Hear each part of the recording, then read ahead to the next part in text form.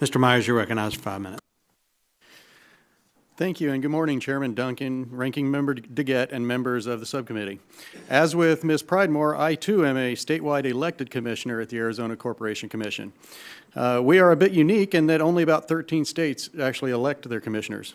The ACC is also, the ACC and its responsibilities are also constitutionally established.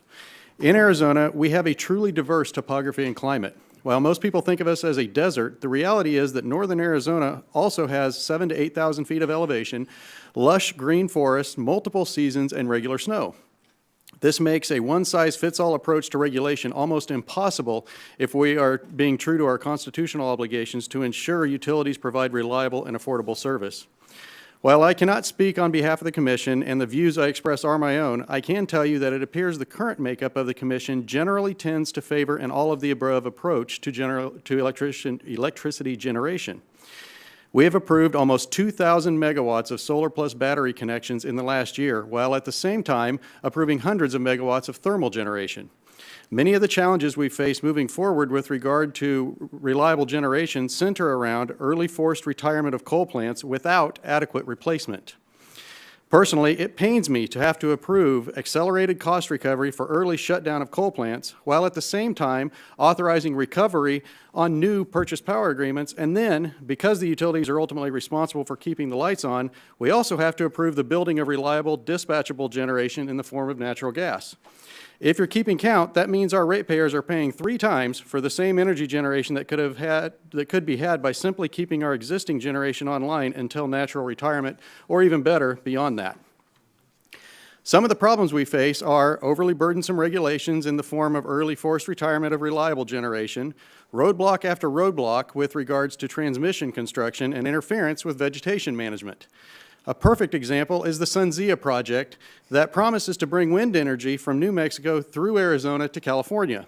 The project began 16 years ago and is still not through all the red tape and lawsuits.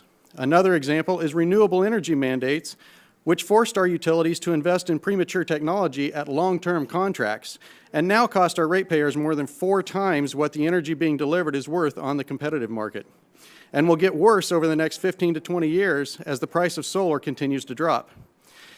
Other problems are delayed development and commercialization of new technologies, such as small modular reactors, micronuclear, and hydrogen, which are simply in their infancy.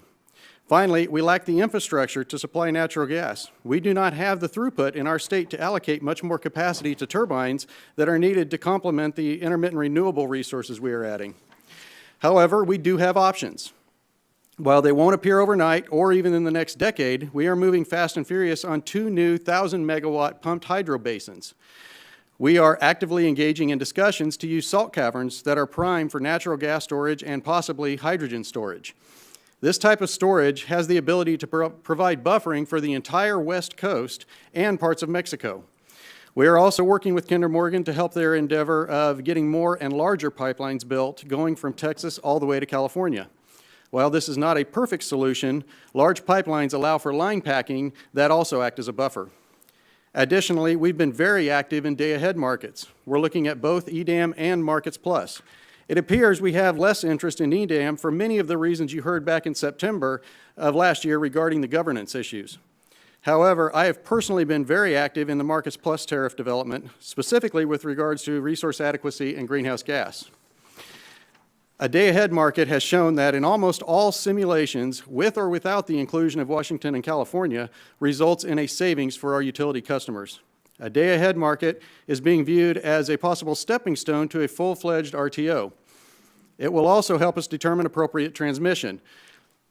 While Arizona has many transmission lines in development, it is important to work with our neighbors to determine what is best in regards to long-term transmission that is suitable for our region. Thank you again for allowing me to testify today, and I look forward to answering all of your questions. Thank you, Mr. Myers.